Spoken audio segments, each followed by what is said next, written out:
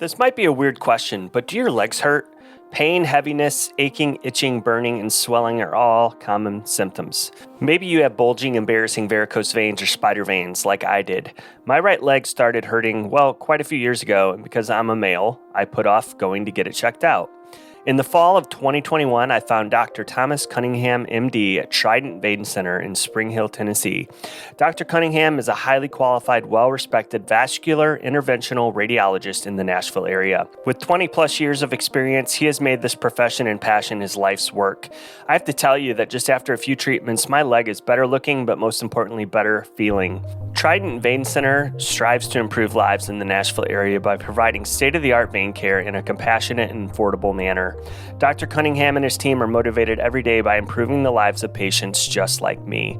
So are you ready to take the next step and stop putting off getting your leg pain checked out? Go to Trident Vein, that's TridentVein.com, or call their office at 615-455-2141 to begin your journey to healthier, pain-free legs.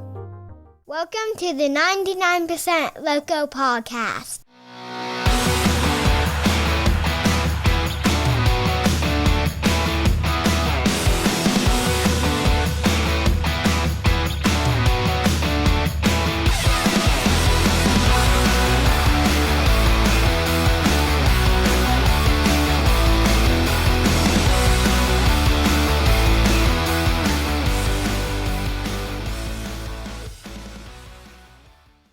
Hey there, podcast family. Welcome back to another week of the 99% Local Podcast.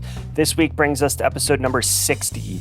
Each episode, me, your host, Chris Green, is bringing stories of Nashville and Middle Tennessee-based entrepreneurs, authors, musicians, artisans, and other creators.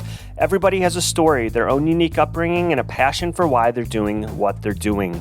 I personally love the sense of community around Nashville and get my kicks from sharing these stories. This week, I am joined by Zach and Pam Graham, who are the founders of Sticks and Stones Axe Company. Sticks and Stones Axe Company brings the trend of axe throwing to Williamson County, Tennessee. Sticks and Stones Axe Company opened in February 2022 in Franklin, Tennessee. I was lucky enough to grab some time from Zach and Pam via telephone to talk about their story, all while they were fresh off of their soft opening and preparing for their official opening to the public a few days following this interview. Owners Zach and Pam, Murray County residents, held professional careers that started out in public service. Zach served 7 years in military before becoming a firefighter, and Pam was a 911 emergency dispatcher for 15 years. Wanting a more simple way of life, like most of us, the couple relocated to Middle Tennessee and first launched a mobile axe throwing truck, and now have expanded to their brick-and-mortar location. With that, let's get right into this. Here's my conversation with Zach and Pam Graham from Sticks and Stones Axe Company. Yeah, so you guys started with a mobile axe throwing trailer. I understand you're still using that, but now you just had a soft opening of your own storefront. What date was that? That is correct. That was this last Saturday, February 5th. February 5th. Okay. And I happened to see, I think there was a local celebrity that came out, Nikki D. Ray. She's the meteorologist for News Channel 5. Are you guys friends with her, or did she just happen to come by on a night out? She is actually a cousin of one of our really good friends who was actually helping work that night. So our girlfriend invited her and she came out. We got to meet her and enjoy her, and she was just great. Yeah, that's really cool exposure. Yeah, she was promoting the heck out of you guys on Instagram, and I think she actually even mentioned you guys on the air. I don't know if you knew that or not. Yeah, she did.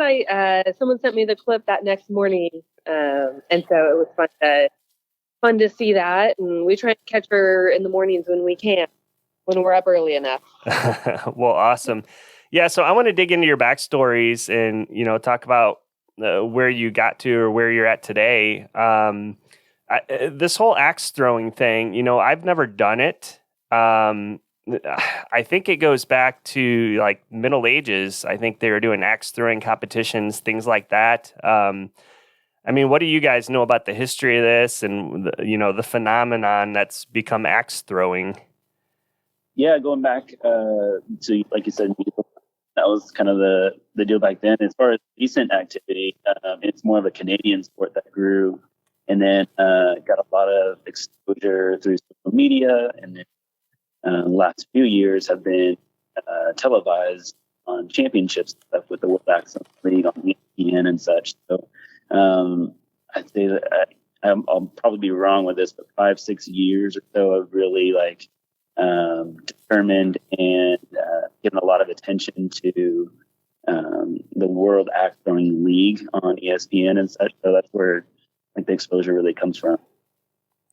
Yeah, and I would guess it's a major stress reliever too, or a way to get out some pent up energy. So yeah, absolutely. I mean, just especially when you first start, like you've been working at it, you've been trying, you first grab it and it's like, what is this thing? Like, how do we do this? And some people get it right away. Some people, it takes a little bit of time, but either way, when you first get it, there's this connection that you kind of get. It's really weird. I call it primal. It's just something like just throwing something heavy and having it land perfectly how you want into some wood is just kind of this cool, release of gratification. Yeah, definitely.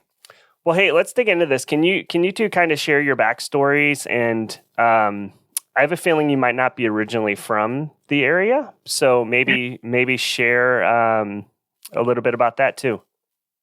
Yeah, we like half of Middle Tennessee now. We originated in California, where we were born and raised. My husband Zach here, he joined the Coast Guard back in 2005. From there, we moved around the country a number of times. We were in Florida and North Carolina, New York, and landed ourselves back in Southern California after he got out. And then from there, he kind of landed his dream job at a really great department for firefighting up in Northern California. And we relocated back up there where we had lived before with the Coast Guard. I got a job there dispatching. So I was doing police dispatching and he was doing firefighting. And we had loved it where we were. We had some great friends. We had a great community there. But we just felt this strong pull. I like to say it was God kind of telling us that we needed to make a change. And we decided on Tennessee. Something just came to us and said, Tennessee's really the place to be. And so we packed up our 3 little kiddos and came out here and checked it out and just absolutely fell in love with it. We landed in Columbia and we knew, we wanted to just kind of start our lives of running our own business and not missing all of the holidays and the birthdays and the activities that we've been working 24/7, public service jobs. And, we came up with axe throwing. We realized Franklin really needed a good activity to do, something other than just going to a restaurant or a bar. And what better thing than axe throwing to bring to this area because they didn't have one. Yeah, and I want to talk more about, the storefront, which you just opened. But I mean, even before that, when you guys first got started, you started out with a mobile unit. And from what I know, it looks like you guys completely built that. Tell me a little bit about that and how you guys, got off the ground and started. Yeah, when we first moved out here, we had a place picked out for a storefront, so we can kind of just move and kind of get going with the business. It ended up falling through, and we're really happy that it did because we got to learn some good things about that side of the business of like contracts and such that just didn't really sit well with us. And then so we said, well, we got to do something anyway. And while we'll keep shopping for a place to land for the store, let's do this mobile business. We'd seen some other places that had that as a thing. And it's like, well, this is really low cost overhead. Like you can just, basically like pay for fuel and some wood and some axes and of course insurance and such. But like, let's just try and figure this out. And so I got a trailer, and then I was just searching around to get some help for welding like a cage and stuff, and just came across a guy who had some spare time. He really enjoys welding. He likes a challenge. Me and him ended up striking up a friendship, and he said he would help, and we got it done in about a month. It took about 5 or 6 days a week. After he got done with his day job, we would just go at it for about 4 or 5 hours at a time. And then once we got that up and running, and at the end of May, we did our first event at Mule Fest 2021, and that was really good exposure for us down in Columbia, and it was a lot of fun. We got a lot of like positive energy from it, and knew that we had something that the area didn't have yet. So since then, throughout the rest of the year, we were booking birthday parties, weddings, anniversaries, and corporate events like team building and stuff like that. And everybody was, they just had a really good time. So we got to host all that kind of stuff. We knew we had something to go. And then we found our current storefront during that time. So we were balancing both, running the trailer side of stuff and then opening up the storefront, which the Pam just already said just last Saturday. So that's kind of how we came up here. Yeah, so I know you called that a soft opening. So, I mean, Are you officially open now, or are you having like an official like grand opening, or? We officially open to the public tomorrow, February 10th, I believe it is. To just whoever wants to book. We've got a couple corporate events that are already booked up for the next week or two. And we'll be open Thursday, Friday, Saturdays, and Sundays from here on out. We don't have any plans to do any other grand opening event at this point in time, but our website's up, and that's where you book. You book online, and all the spots are available. We wanted to try and get running in time for the Super Bowl, so we'll be open during on Sunday. Yeah, that's cool. Yeah, well, I hope that's gonna. Yeah, I think a lot of people will probably show up for that. So, yeah. So I want to dive into some specifics, about your storefront. But was there anything specific or special behind the name of Sticks and Stones? No, we were going through names. I think if you imagine, like anybody else would, just kind of writing a bunch down and stuff, and then we were just searching, Google and seeing like what was coming up and stuff, and so we'd cross some off the list as we went along, and something just kind of came to me like, it's a common phrase.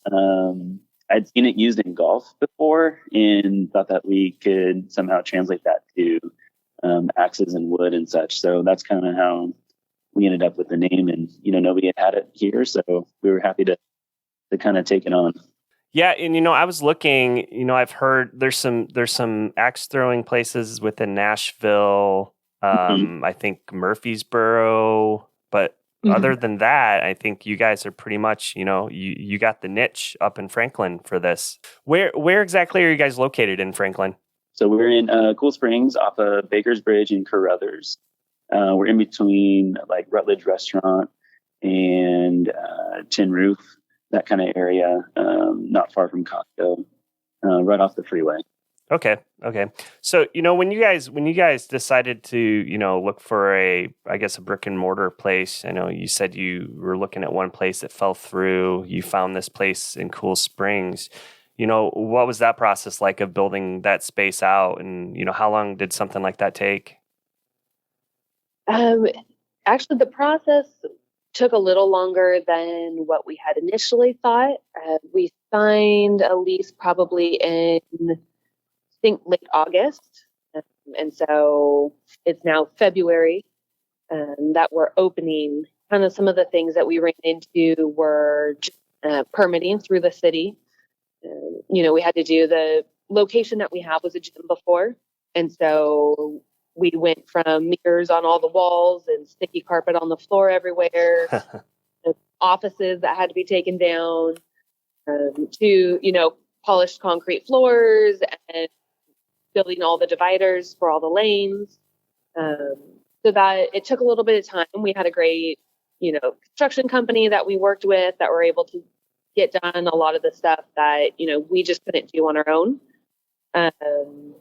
I think one of the biggest hurdles we ran into was having to use fireproof wood for all of our lane dividers. That was kind of a back and forth with the city and them understanding exactly what it was that we were doing and making sure we conveyed that right to them, and then getting that fireproofed wood and figuring out how to build the lanes. We've looked at just online a lot of different axe throwing venues and how they've done things. And because we're just a husband and wife team, we're not franchising, we're not a big corporation.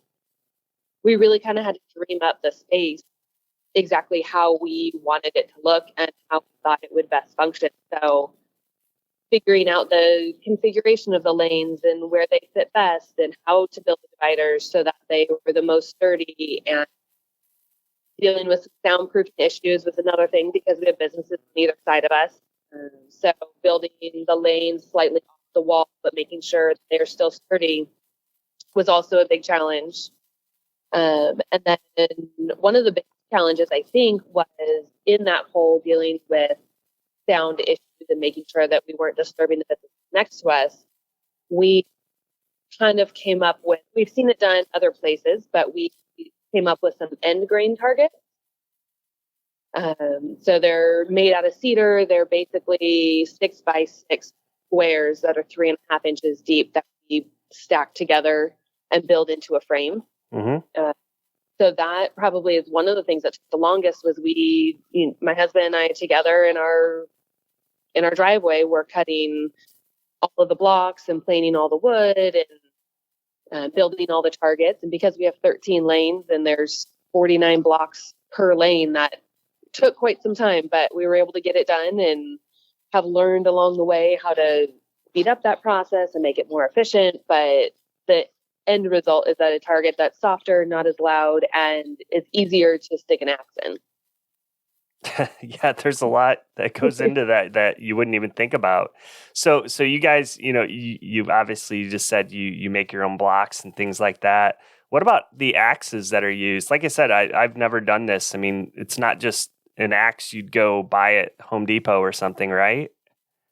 Some are. So you'd be surprised. You kind of just find stuff that people want to throw. And then also it was a learning experience too. Just like we just bought a few off the shelves of like Home Depot and Lowe's and stuff. And then we also just ordered some and then watched like some of the professionals, right? So Pam and I would just use our trailer as kind of a testing grounds a lot of just going out. And you talk about like relieving stress. I mean, what better way as parents of young kids when they're driving you crazy for the whole day or something to come out during the night and be like, let's test some axes, Yep.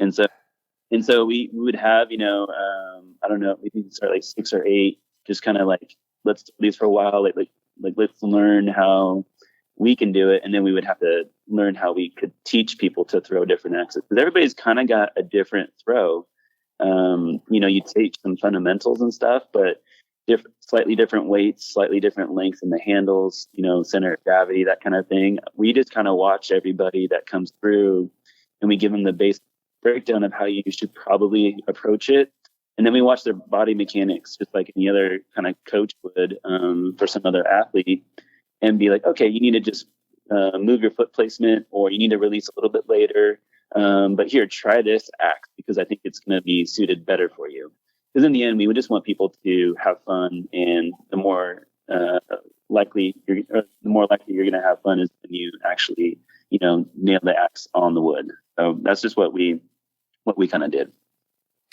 Well, nice. I'm trying to get a date night here planned soon. I got to get up there to check that out. I think Pam, you'd said when you guys are open. Can you tell me again? We open Thursday, February 10th, 2022 is our official. We're open then.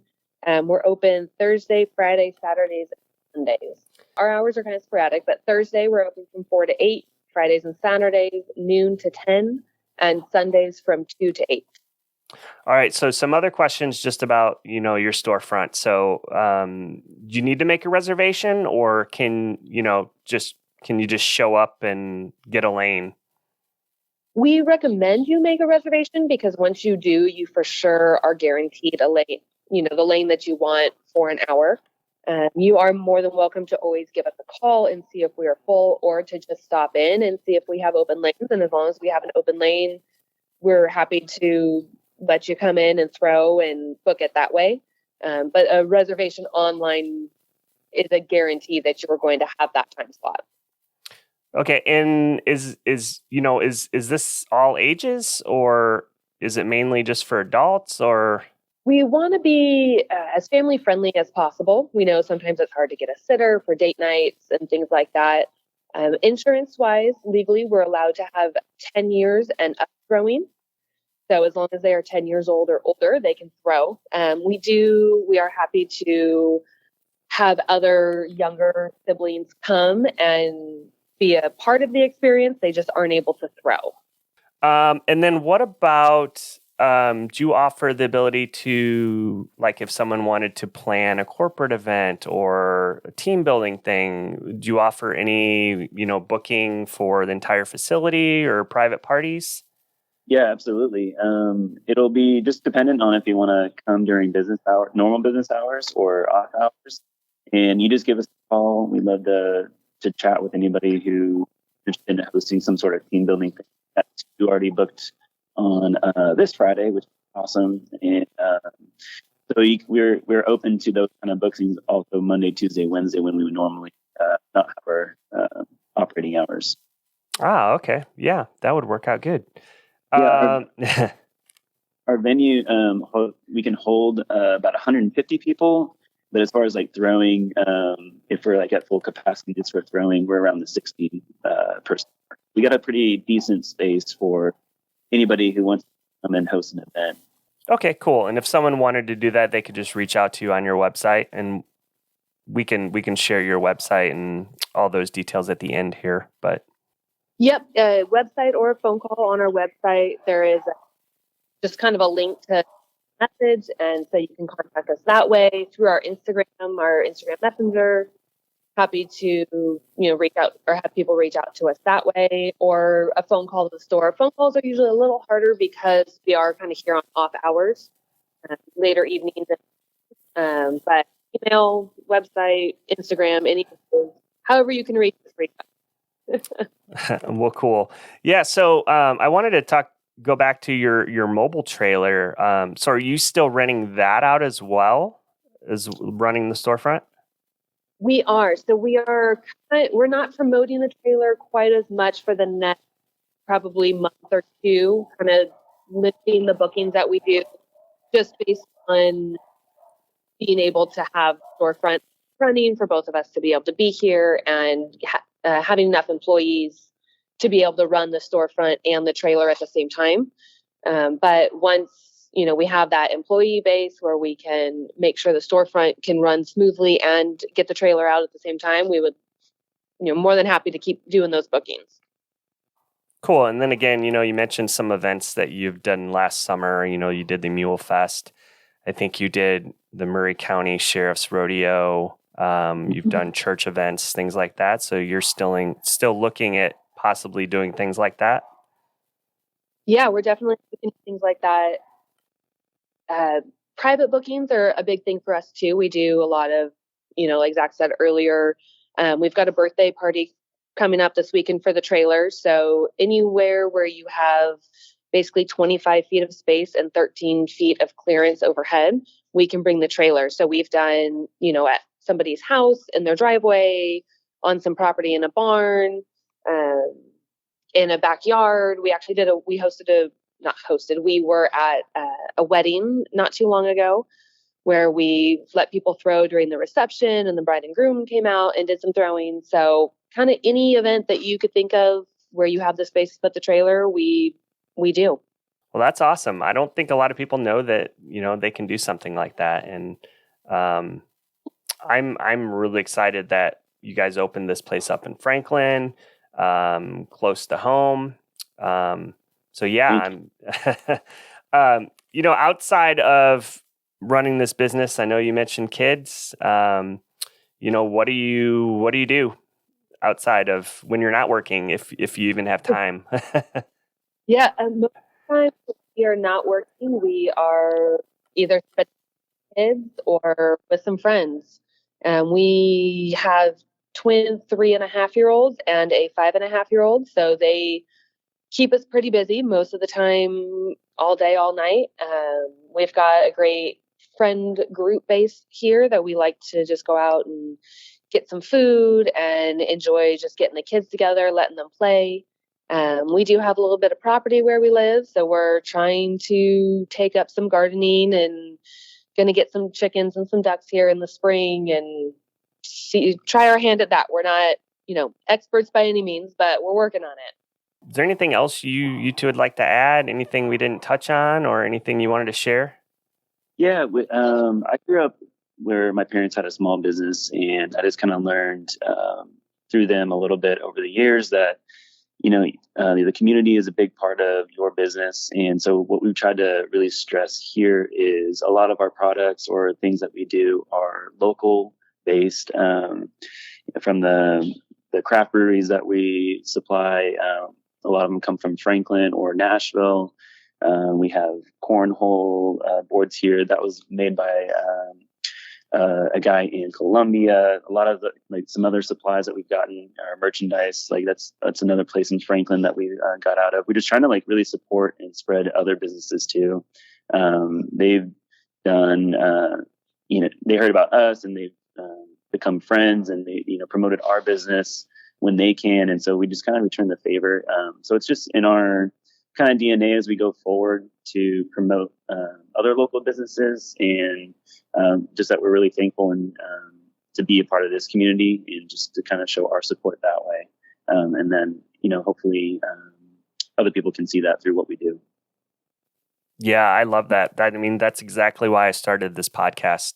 Let's do this. Where can listeners find you online?